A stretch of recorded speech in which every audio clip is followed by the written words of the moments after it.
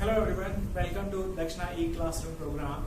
तो last lecture में आपने रेक्टिलिनियर मोशन के लिए 4 स्टैंडर्ड इक्वेशन डेराइव किए and we talked about sign convention also. और उससे पहले अपन ने डिफरेंट टर्मिनोलॉजी जो अपन इस चैप्टर में यूज करेंगे उसके बारे में अपन ने पढ़ा और उसको समझा कि एग्जैक्टली वो टर्म्स क्या है, उनका मतलब क्या होता है। And then we saw the relation between those quantities. Okay, so now we are going to see the application of those 4 equation, or we call that standard equation of motion. तो उनका application क्या है, कैसे होता है, कैसे problem अलग अलग तरह के हम सॉल्व कर सकते हैं, that we are going to see now. Okay, so let's start with that with one problem. So the problem here is that a particle moving with uniform acceleration. Remember here it's given clearly that acceleration is uniform, means it's constant. So I can write a acceleration, it's constant, right? And A to B along a straight line, तो particle A to B एक straight line में भी move कर रहा है, A से B straight line में, and has velocity v1 and v2 at A and B respectively. If C is the midpoint, तो मैं मान लेता हूँ ये C midpoint है, तो इसको भी मैंने कुछ displacement x ले लिया and this is also x, so that C is my midpoint. Now you are asked to determine the velocity of particle at point C. तो अब यहाँ पे तुम्हें acceleration constant दे रखा है, initial velocity, final velocity A और B में दे रखी है, C कोई midpoint है और उस point पे तुम्हें velocity पूछी गई है. So definitely we can find this velocity at point C. मान लेते हैं velocity at point C पर V है, तो अब अपन को वो जो 4 equation है, क्योंकि clearly mentioned that acceleration is uniform, that's why we can solve or we can use those equations. अब देखो यहाँ पे पॉइंट ये बनता है कि अब अपन को यहाँ सोचना पड़ेगा थोड़ा सा कि कौन सी वाली इक्वेशन इसमें यूज होगी। तो उसके लिए थोड़ा सा अपन ऐसे देखेंगे कि क्या दे रखा है और क्या पूछा है ना। तो अभी देखो यहाँ पे अगर मैं डिस्प्लेसमेंट को भी x मान लेता हूँ तो टोटल डिस्प्लेसमेंट मेरे को पता है ना, टोटल डिस्प्लेसमेंट भी अपन को मालूम है, दैट इज 2x। तो अपन को डिस्प्लेसमेंट मालूम है, इनिशियल वेलोसिटी मालूम है, फाइनल वेलोसिटी मालूम है, एक्सेलरेशन मालूम है, मतलब a is also given, let me take a, है ना। तो अब इसमें अपन को पूछा गया b, ये b वेलोसिटी की अपन को निकालनी है। तो अभी आप देख सकते हो कि टाइम के बारे में कुछ भी इसमें मेंशन नहीं है, कुछ भी मेंशन नहीं है। तो अब बेटर होगा कि अपन फर्स्ट इक्वेशन से ना जाएं, है ना, क्योंकि उसमें फिर अपन को टाइम चाहिए होगा तो टाइम को लाना पड़ेगा कहीं से। सेकंड क्वेश्चन भी देखेंगे तो x बराबर ut plus half at square, there also we need actually time, तो बेटर है कि वो भी थोड़ा लाइक उसको डिसाइड करते हैं। Third equation v square minus u square बराबर 2ax, and that like you can directly think कि हाँ ये काम कर सकता है। तो अब अपन क्या करते हैं, let's apply third equation of motion, है ना, फ्रॉम A to C। पहले A to C के लिए अप्लाई कर लेते हैं एक्चुअली में। तो इसके लिए मैं क्या लिखता हूँ, फाइनल वेलोसिटी मेरी ये हो जाएगी, इनिशियल वेलोसिटी ये हो जाएगी और डिस्प्लेसमेंट x हो गया, एक्सेलरेशन a हो गया। तो ये क्या होता है, v स्क्वायर बराबर u स्क्वायर प्लस 2as। अब मैं इसमें यूज सब्स्टिट्यूट करता हूँ तो फाइनल वेलोसिटी मेरी v स्क्वायर आ गई, u क्या है मेरे पास v1 स्क्वायर, है ना, plus 2 acceleration a and s is x। तो this is my equation 1। Is that clear?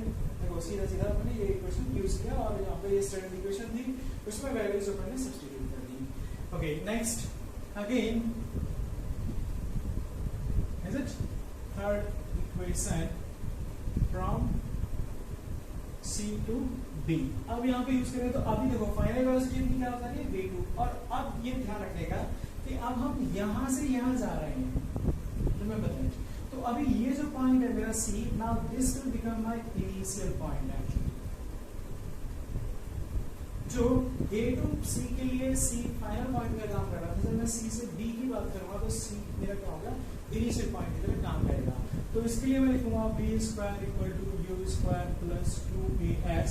अब फाइनल वेलोसिटी मेरी क्या होगी, that is this, that is v2 square equal to u is basically b square plus 2a and s is x। so this is equation number 2। अब अपने पास देखो unknown क्या है, basically a है, x है, ये मतलब इनको चाहिए नहीं, अल्टीमेटली अपन को v चाहिए, तो इनको एलिमिनेट करना है। तो यहाँ से फ्रॉम इक्वेशन यहाँ से मैं क्या कर सकता हूँ, b square minus v1 square equal to 2ax, 2ax की वैल्यू मैं यहाँ पे रख देता हूँ। सो ये वैल्यू इधर सब्स्टिट्यूट कर देते हैं तो क्या हो जाएगा v2 स्क्वायर v स्क्वायर और इसकी 2ax की value v square minus v1 square. Is that clear? इसको मैं इधर ले आता हूँ और ये क्या हो गया 2v स्क्वायर, ये हो जाएगा v1 square plus v2 square.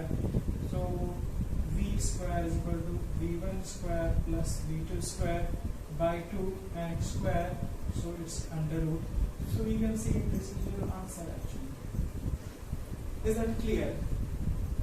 ध्यान से सुनो, क्वेश्चन अपन ने पहले पढ़ा, समझा कि क्या क्या चीजें हमें दे रखी हैं, then we mark the point, the quantity जो भी हमें पूछी गई है, फिर अपन ने थोड़ा सा दिमाग लगाया कि जो क्वांटिटी हमें दे रखी है और जो पूछी गई है उनमें बेस्ट रिलेशन कौन सी इक्वेशन से आ सकता है, तो वहां से सीधा आपको स्ट्राइक करता है okay that is third equation and then we substituted values is it. और यहाँ पे सब एक ही डायरेक्शन में जा रहा है तो साइन अपन ने सबका पॉजिटिव ले लिया, तो सोचने की जरूरत नहीं पड़ी and after solving we are getting this is the answer.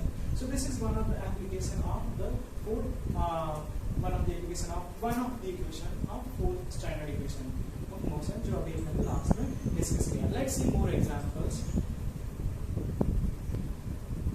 So here we have next problem where it is given if particle start from rest।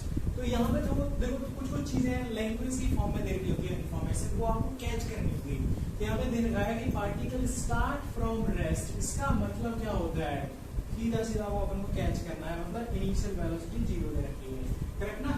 With you constant acceleration, मतलब कि एक्सेलरेशन कांस्टेंट है और that is equal to 1 metre पर second square. तो इतना information first line में दे रखा है। अब तुम्हें पूछा गया है फर्स्ट पार्ट, इसमें क्या पूछा गया है, डिटरमाइन वेलोसिटी आफ्टर 2 सेकंड। तो देखो इनिशियल वेलोसिटी दे रखी है, एक्सेलरेशन हमको दे रखा है और वो भी कांस्टेंट है और टाइम दे रखा है t बराबर 2 सेकंड पे। क्या पूछा गया है तुम्हें, फाइनल वेलोसिटी। तो देखो ये तो सीधा सीधा अपन को समझ में आ रहा है ना, स्ट्राइक कर रहा है कि यहाँ पे कौन सा होगा अपना फर्स्ट इक्वेशन ऑफ मोशन, मतलब v बराबर u प्लस at यूज करेंगे। तो यहाँ पे देखो u कितना है 0, a कितना है 1 और t कितना है 2, तो v कितना आ गया, v बराबर 2 मीटर पर second. So this is your first case, simple straightforward, right ना। Okay let's talk next. Calculate distance travelled in 3 second. तो अब b जो सेकंड केस है उसमें देखो अपन को u क्या दे दिया 0, a क्या है 1 मीटर पर सेकेंड स्क्वायर, टाइम कितना है 3 सेकेंड और पूछा गया है डिस्प्लेसमेंट। बेसिकली डिस्टेंस वाला डिस्प्लेसमेंट यहाँ पे, क्योंकि पार्टिकल स्ट्रेट लाइन में मूव कर रहा है। तो इसी तरह से यहाँ पे कौन सी इक्वेशन रहेगी, दैट इज सेकंड। तो सेकंड इक्वेशन क्या होती है, s बराबर ut plus half at square. अब देखो यहाँ पे देख सकते हो कि u भी पता है, t भी पता है, a पता है, सब कुछ पता है। सब्स्टिट्यूट कर देते हैं वैल्यूज। तो ये कितना आ गया u 0 इंटू t कितना है 3 प्लस हाफ a कितना है 1 इंटू t कितना है 3 स्क्वायर। तो ये कितना आ गया basically 0 plus 9/2 that is equal to 4.5 metre.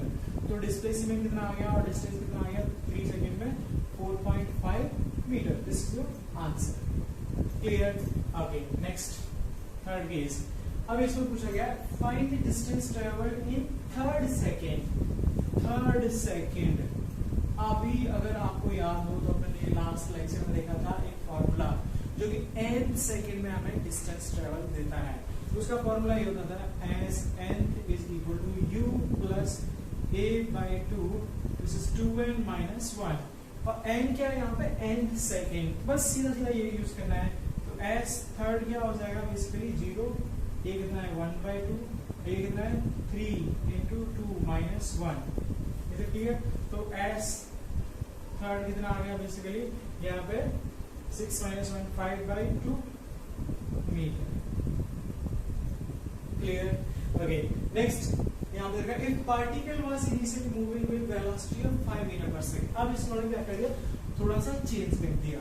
So fourth part अब देखा है कि if initial velocity is 5 metre पर second, same acceleration is 1 metre पर सेकंड स्क्वायर। अब अगर ऐसा सिचुएशन है तब find distance travelled in third second. तो फिर से थर्ड सेकंड में बट इनिशियल वेलोसिटी को चेंज करना है। तो अभी क्या लिखेंगे अपन s थर्ड सेकंड, फिर से u plus a/2, this is 2n minus 1। Standard formula रख देते हैं, वैल्यू u कितना है 5, a कितना है 1/2, 2 इंटू 3 माइनस 1। तो s थर्ड कितना आ गया, S third is equal to 5 plus ये कितना हो जाएगा 6 minus 1 5/2 S third is equal to 7.5 metre. So this is your problem number 2. So I hope this is also clear. I think every step अपन को चीजों को जाना कैसे स्टेप बाय स्टेप, क्वेश्चन को क्लियरली पढ़ो, जो चीजें दे रखी है उनको यहाँ पर क्लियरली लिख लो कि ये दे रखा है ये दे रखा है. फिर इसमें डिटरमाइन वेलोसिटी आफ्टर 2 सेकंड, तो अपन ने क्या किया, पूछा गया ये और टाइम भी दे दिया, तो अब अपने पास डाटा आ गया कि ये सब दे रखा है और ये पूछा है. अब इसको हम कनेक्ट करने की कोशिश करेंगे कि जो दे रखा है और जो पूछा गया है उनमें कोई रिलेशन अपने पास है क्या, and automatically that relation will comes to your mind and then you can use it. And similarly for this case, that and so on. So this is about this problem. Okay, let's get. Okay, so let's continue with the next problem we have.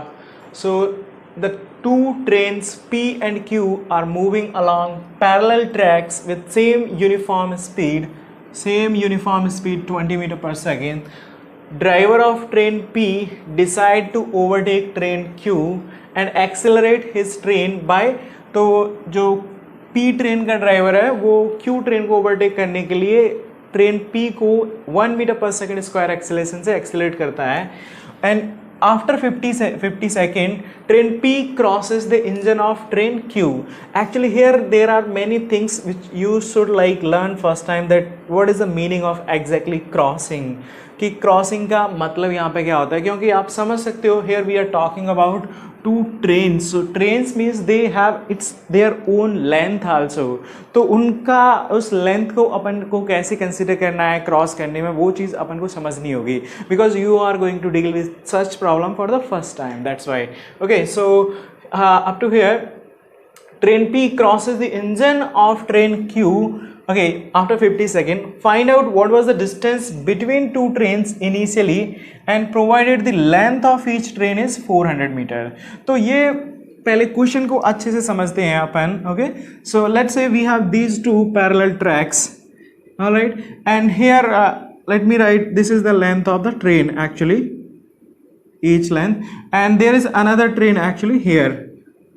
So definitely here it's saying this is Q running forward, both are moving this way, and this is train P, and इसका length दोनों का दे रखा है अपन को L, length of train that is 400 metre.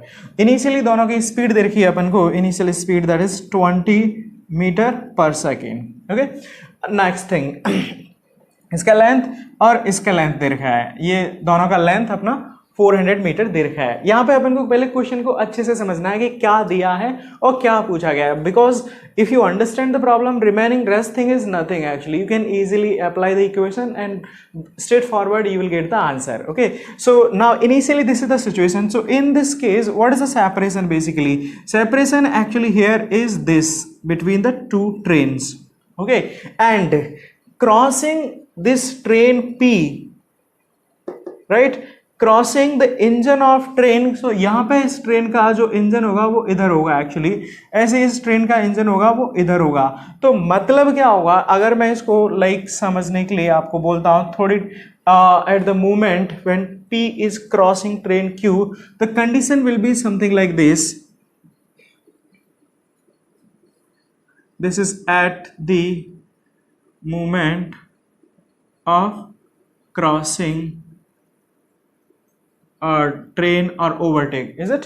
तो यहां पे क्या हो जाएगा, जो Q ट्रेन है वो ऐसी सिचुएशन में होगी, Q train and this is it's engine, and P train will be now in this condition actually, इसका इंजन P ट्रेन का.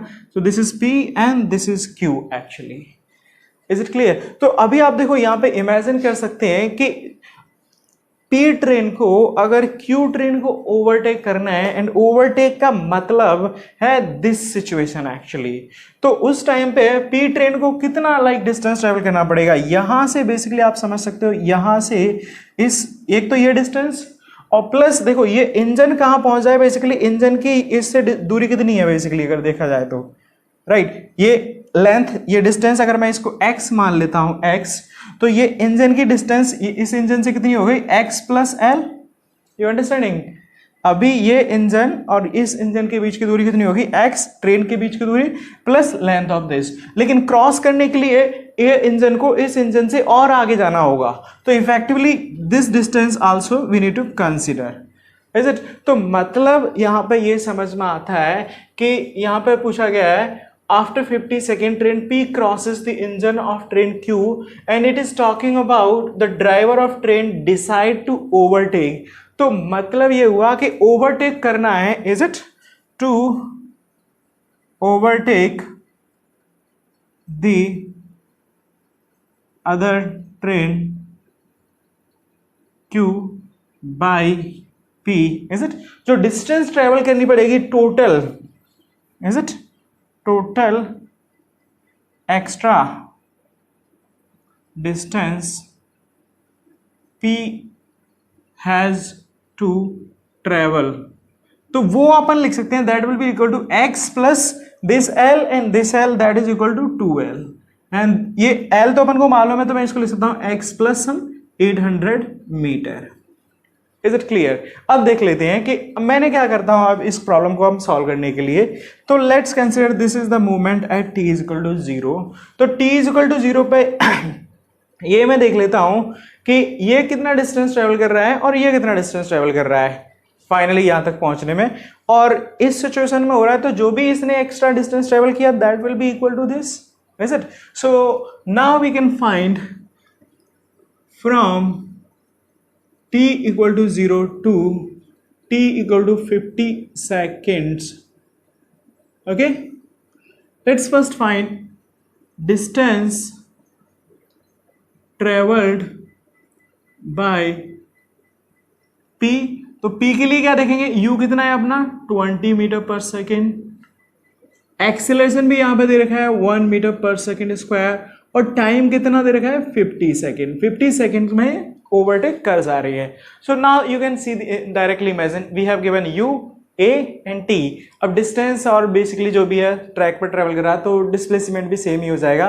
तो डिस्प्लेसमेंट कैसे निकालेंगे, definitely now in your mind the idea should strike that because of this data given directly ये जो unknown quantity है जो हमें फाइंड करनी है और ये नोन क्वांटिटी का रिलेशन कहां से आता है, सेकंड इक्वेशन ऑफ मोशन से। तो सेकंड इक्वेशन ऑफ मोशन क्या होता है, ut plus half A T square. इसमें जब अपन वैल्यू रखते हैं तो ये आ गया बेसिकली u इज 20, t हो गया 50 plus half acceleration 1 into t square 50 into 50।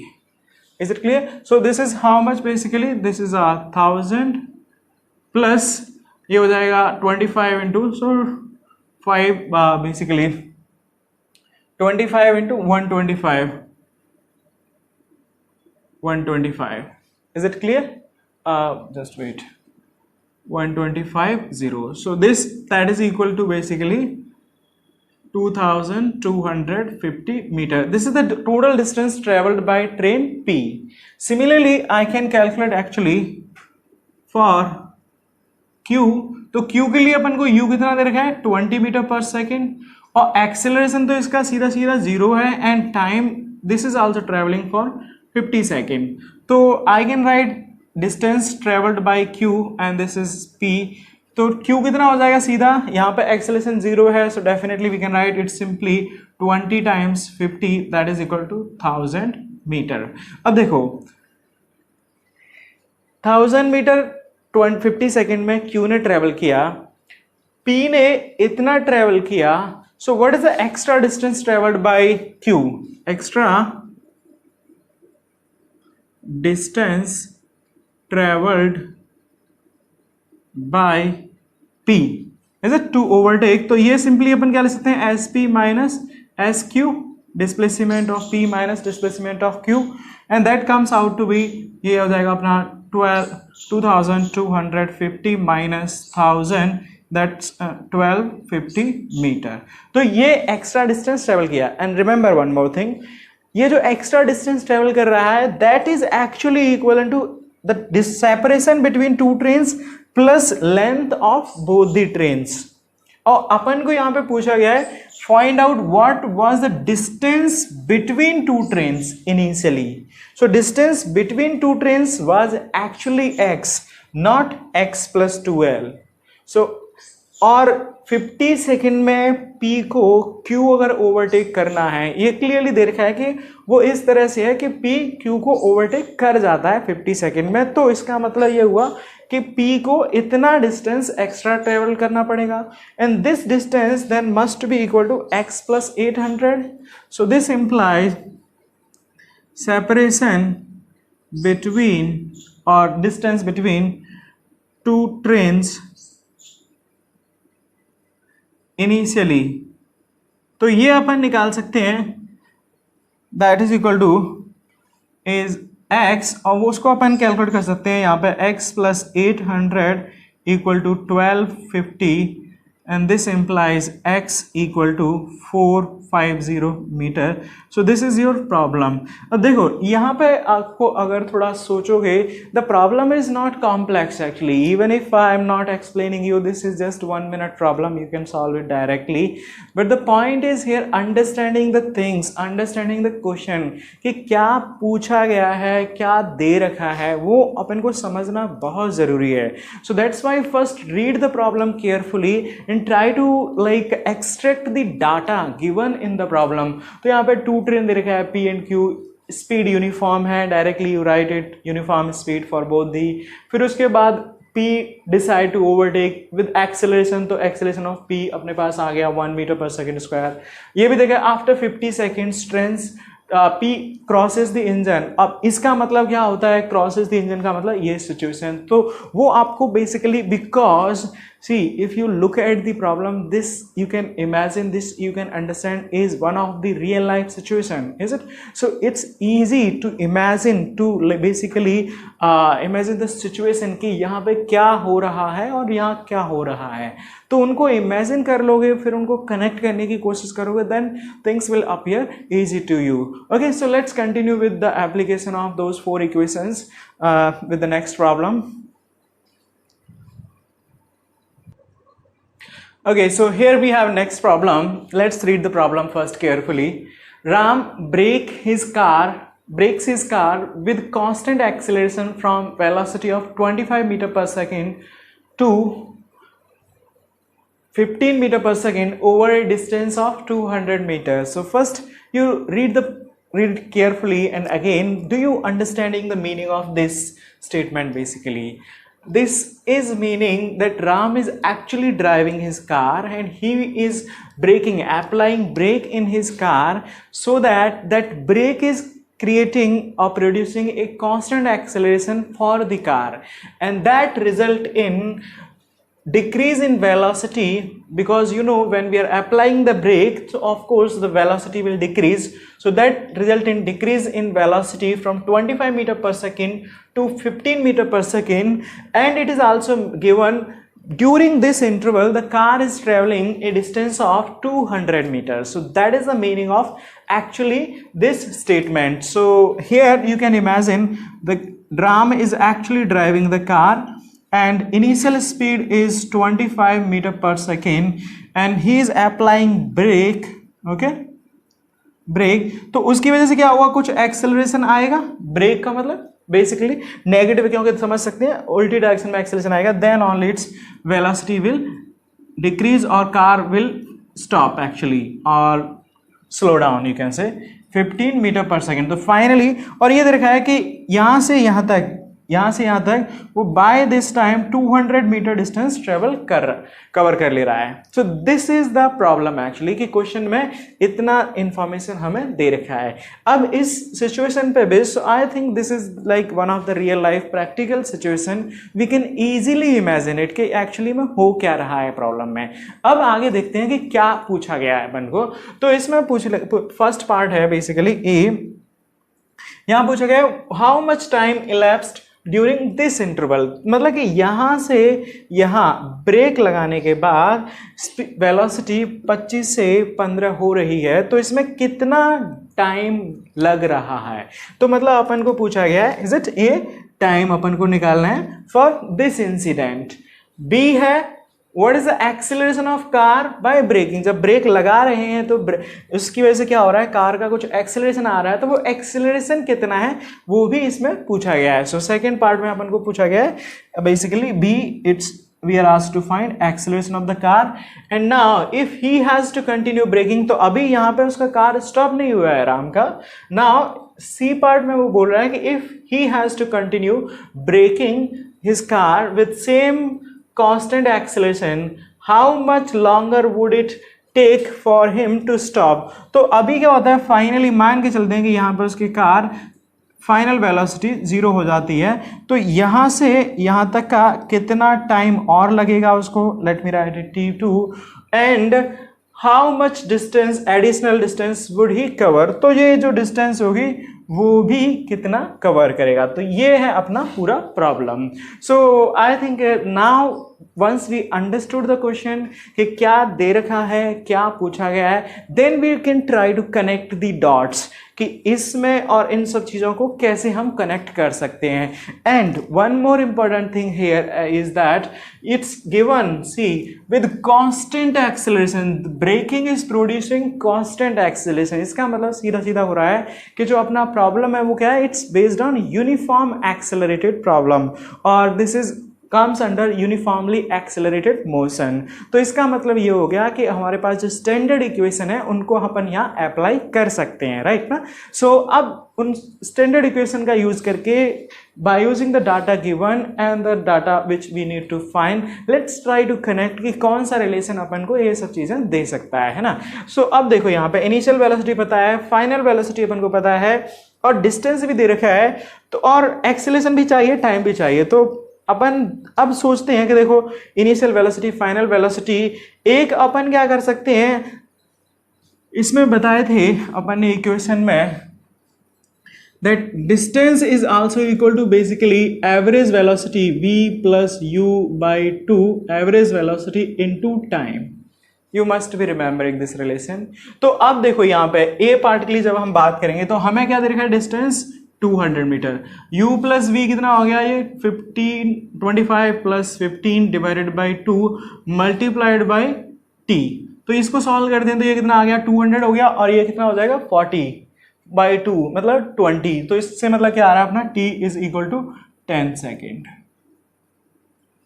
Is it clear, right. ऐसे देखो अब b पार्ट पे देखते हैं. तो b पार्ट में यहाँ पे क्या देखा है, find acceleration. Now can you just for a moment think about the situation कि यहाँ पे तुम्हें क्या दे रखा है, इनिशियल वेलोसिटी दे रखी है, फाइनल वेलोसिटी भी दे रखी है, डिस्प्लेसमेंट भी दे रखा है और एक्सेलरेशन पूछा है. If you just think for a moment then directly there is one relation that must come in your mind which is relating all these four quantities actually, and that relation is third equation of motion if you are remembering that. तो अपन को दे रखा है u that is equal to 25 meter per second, final velocity 15 meter per second, displacement 200 meter and acceleration ये अपन को पूछा गया है. And जो थर्ड इक्वेशन ऑफ मोशन है वो एग्जैक्टली इन्हीं चारों क्वांटिटीज में रिलेशन होता है and that relation is v square minus u square is equal to 2as. You can just imagine it, is it. तो यहाँ पे देखो ये दे रखा है, ये दे रखा है, ये दे रखा है, बस यही तो पूछा गया है. Let's substitute the values and we will get straight forward answer for this problem. So we can simplify it. तो यहाँ पे ये कितना हो गया, v square is 15 square minus u square 25 square is equal to 2 into a अपन को पूछा गया है and displacement is 200 metre, correct. तो अब इसको सॉल्व कर लेते हैं. तो 15 स्क्वायर ये हो जाता है 225, 25 स्क्वायर हो जाता है 625 and this is basically 400 into a. और ये कितना आ गया बेसिकली यहाँ से देखेंगे. So this is also minus 400 equal to 400 times a और this implies a is equal to -1. अब यहाँ पे ये माइनस का मतलब क्या होता है, माइनस का मतलब सिंपल है कि वो जो एक्सेलरेशन आएगा ब्रेकिंग की वजह से वो अपोजिट डायरेक्शन में आएगा. अदरवाइज अगर सेम डायरेक्शन में होगा तो वेलोसिटी कैसे घटेगी, फिर तो और बढ़नी चाहिए एंड दैट्स वाई. तो माइनस का मतलब यहाँ पे बता रहा है कि ब्रेकिंग अपोजिट डायरेक्शन में एक्सेलरेशन प्रोड्यूस कर रहा है जिसकी वजह से ही आपकी गाड़ी स्लो डाउन हो रही है. So this is your next case actually B.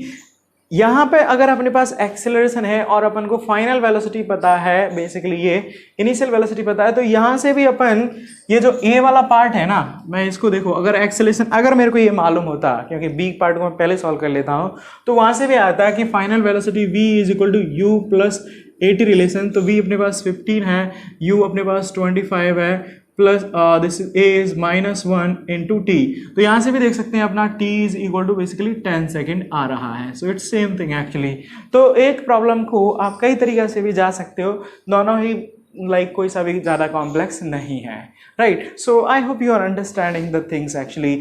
Understanding the question is more important here actually, because once you understood the problem then only your brain will start working. जब तक आपको question ही नहीं समझ में आएगा कि क्या दिया है, क्या पूछा गया, then how it is possible to even connect those things, right? So that's why read the problem very carefully. Many students did mistakes in reading basically problem, and that's why they stuck actually. They are not knowing exactly क्या दिया है, क्या पूछा गया, and then there will be problem. So let's talk about the C case also. So now we understood acceleration of the car due to braking is -1 meter per second square.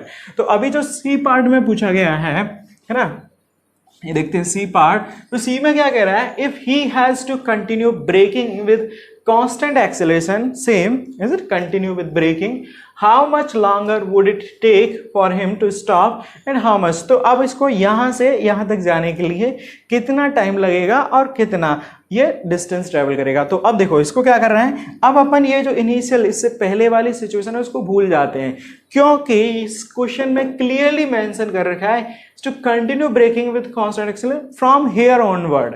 तो इसीलिए अब अपन क्या करते हैं, इसको सेट कर देते हैं 0 टाइम पे। बेसिकली इसको अपन इनिशियल सिचुएशन, ये फाइनल सिचुएशन, एक्सेलरेशन भी अपने पास यहाँ आ ही गया है -1 मीटर पर सेकंड स्क्वायर, और अब तो सीधा सीधा है तो टाइम के लिए देखा है। तो अब अपन क्या बोल सकते हैं, मैं इसके लिए ये कर सकता हूँ u इनिशियल वेलोसिटी में 15 मान लेता हूँ, because I am considering this is now my initial situation. Final velocity कितनी चाहिए अपन को, 0 चाहिए। एक्सेलरेशन कितना है, -1 मीटर पर सेकंड स्क्वायर है, और क्या चाहिए अपन को, टाइम निकालना है और डिस्टेंस कवर्ड निकालना है। So I think now this is straightforward problem कि इन सब चीज़ों को क्या रिलेट करता है। तो देखो यहाँ पे देखते हैं अपने पास 40, तो टी के लिए देख सकते हैं फर्स्ट इक्वेशन ऑफ मोशन सीधा सीधा कनेक्ट करता है, v equal to what, u plus a t. v कितना है 0, a कितना है 15, u कितना है 15, a is -1 into t, this implies t is equal to 15 second. तो ये आ गया आंसर अपने पास। ऐसे ही अगर एस डिस्प्लेसमेंट निकालना है तो डिस्प्लेसमेंट को आप यहाँ से भी जा सकते हो, average velocity, because final velocity कितना हो गई अपनी 0, इनिशियल वेलोसिटी 15 है, एवरेज आ गया और टाइम अपने के पास 15 आ ही गया, तो वहां से भी मैं जा सकता हूँ। और either we have actually initial velocity, acceleration and time, तो वहां से हम सेकेंड इक्वेशन ऑफ मोशन से भी निकाल सकते हैं। तो दोनों ही एक ही चीज है, कोई सा भी कॉम्प्लेक्स नहीं है। Which ever you find easier you can go with that method. Okay, so let me just calculate it. So S अपने पास क्या आ जाएगा, let me calculate u plus v by 2 multiplied by time.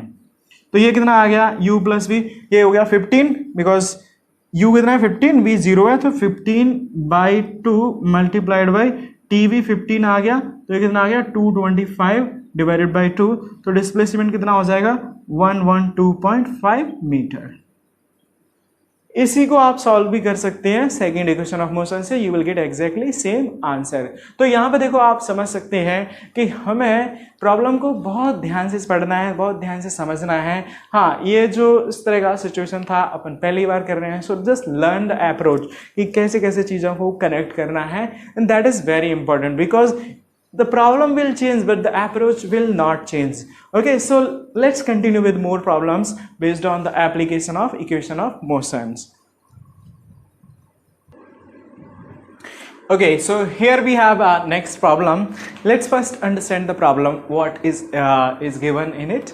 So here the problem is saying a police inspector in a jeep is chasing the pickpocket on a straight road. Okay, तो एक police एक चोर को basically पकड़ रहा है, उसका problem है the jeep is going at maximum speed.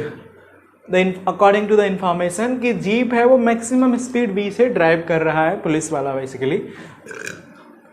The pickpocket ride on motorcycle of waiting friend, और पिक पॉकेट है वो क्या हो रहा है, एक फ्रेंड है उसका, वो वेट कर रहा है। वो जैसे ही पिक पॉकेट वहां पर पहुंचता है, एक फ्रेंड की मोटरसाइकिल पे राइड करते हुए भाग रहा है basically. Okay, so when the jeep is at a distance of d away and motorcycle start with constant acceleration a। तो अब इस सिचुएशन को थोड़ा सा समझते हैं अच्छे से एक्चुअली। तो यहाँ पे क्या हो रहा है, एक है अपने पास बेसिकली मोटरसाइकिल, मान के चलते हैं कुछ ऐसा इस तरह का है ना, यहाँ पे ये पिक पॉकेट है and this is at t is equal to 0। जो सिचुएशन ये है कि ये देखो यहाँ पे देखा है motorcycle, okay, when the jeep is at a distance of d away motorcycle start with constant acceleration। this is like important point। start का मतलब हो गया t is equal to 0 पे इनिशियल स्पीड जो मोटरसाइकिल की है वो 0 है और एक्सेलरेशन कितना है, that is a and which is constant, right?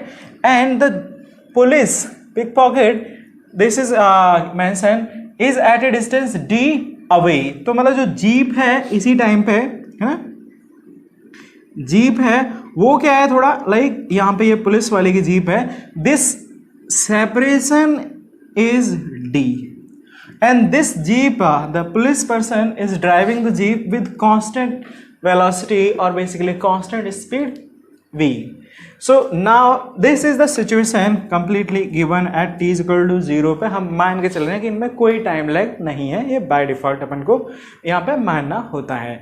तो अभी t is equal to 0 पे सिचुएशन ये है कि एक पर्सन जो कि चोर है वो यहाँ d डिस्टेंस आगे है और एक फ्रेंड की मोटरसाइकिल पे जो कि स्टार्ट करता है 0 टाइम पे इनिशियल वेलोसिटी 0 से बट कांस्टेंट एक्सेलरेशन से एक्सेलरेट करते हुए उसको ले जा रहा है। ये थोड़ा सा आपको आइडियल सिचुएशन एक देखना पड़ेगा, ऐसा नहीं कि थोड़े टाइम बाद तो उसका एक्सेलरेशन लाइक और बढ़ेगा नहीं या फिर वेलोसिटी, मतलब वो सब अपन को नहीं सोचना है कि वेलोसिटी बढ़ेगी नहीं हो रही, एक मैक्सिमम पीक वेलोसिटी जैसे होता है ना कि बाइक है तो उसका एक हर एक बाइक का depending on bike there is limit that you can't go beyond that. So वो सब चीज़ें अपन को यहाँ पे नहीं सोचने का है basically. So the simple question now here is that कि यहाँ पे है अपने पास एक चोर जो कि डी डिस्टेंस आगे है, ये कांस्टेंट वेलोसिटी से मूव कर रही है जीप और ये कांस्टेंट एक्सेलरेशन से। तो अब हमें ये कंडीशन बतानी है कि पुलिस चोर को तभी पकड़ पाएगी जब ये कंडीशन सेटिस्फाई करेगी, है ना। तो अब देखो it's totally different problem, new problem, let's see कि इस तरह के प्रॉब्लम को अपन कैसे सॉल्व करते हैं, है ना।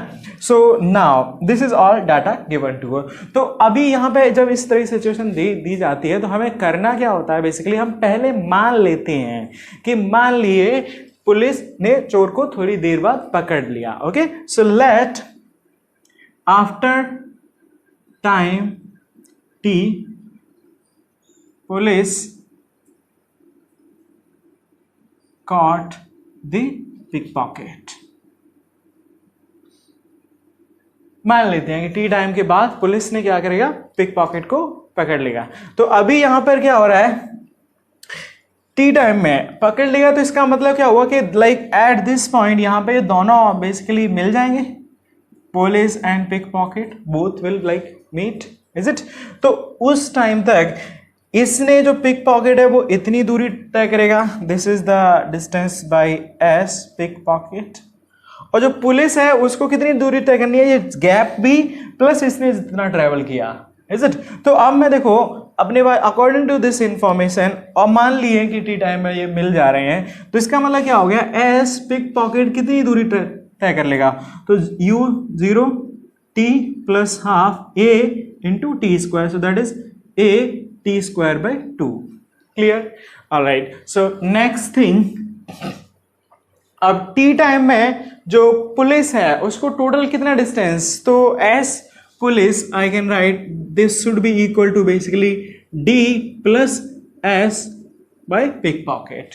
और एक्चुअली में उस क्योंकि ये तो क्या हो रहा है, कांस्टेंट स्पीड से ड्राइव हो रही है बेसिकली जीप, तो मैं इसी को बोल सकता हूँ this is equal to what, velocity into time.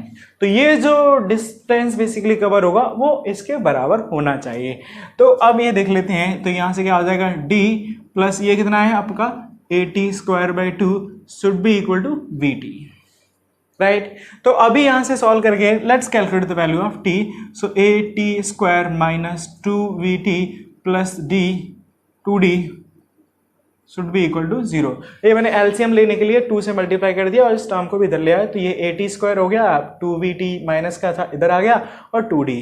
तो यहां से इसको सॉल्व करते हैं तो t की वैल्यू क्या आ जाएगी, ये a b c, so 2v plus minus under root v square, is it v square, that is 4v square minus this is 8 4 into 2d into a, so this is 2ad divided by 2a, is it? और यहाँ पे देख सकते हैं कि this quantity is less than this, ये जो negative sign है वो तो पॉसिबल नहीं होगा, इट्स ऑल राइट, उससे अपन को ज़्यादा, तो t इज इक्वल टू अपने पास आ गया, मैं यहाँ से 2 अगर कॉमन ले लेता हूँ और कैंसिल कर देता हूँ तो ये आ गया v plus minus under root v square minus 2ad divided by a. Okay, the next point is that here कि अब देखो ये टाइम है, ये कौन सा टाइम है, वो टाइम जब पुलिस चोर को पकड़ लेगी। तो अगर ये ऐसा हो रहा है तो इसके लिए क्या होना चाहिए कि टाइम की जो वैल्यू है वो एक रियल वैल्यू होनी चाहिए, ऐसा नहीं कि मतलब लाइक इमेजिनरी, मतलब इमेजिनरी का मतलब होता है कि जो एक्चुअली में एग्जिस्ट नहीं करता। तो इसका मतलब रियल होने के लिए, ये आपको मैथमेटिक्स में आपने पढ़ लिया होगा कि इसकी ये जो वैल्यू है वो रियल होने के लिए जो अंडर रूट वाले के अंदर की जो क्वांटिटी है that should be greater, is it? So for sorry, this quantity should be greater than 0. So for t should be real, is it, value, I can write this quantity v square minus 2ad should be greater than 0 or equal to, which चलता है.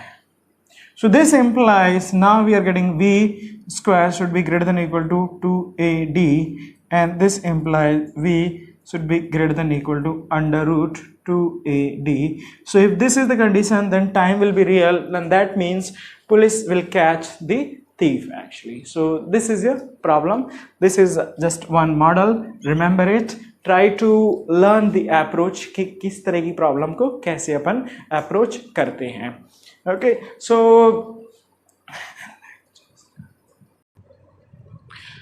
here we have one more problem, that is a man is standing 40 meters behind the bus.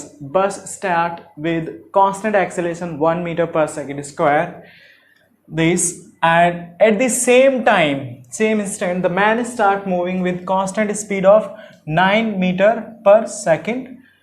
Find the time taken by the man to catch the bus. तो यहाँ पे भी इसको थोड़ा सा समझते हैं. तो यहाँ पे एक बस है basically, right? This,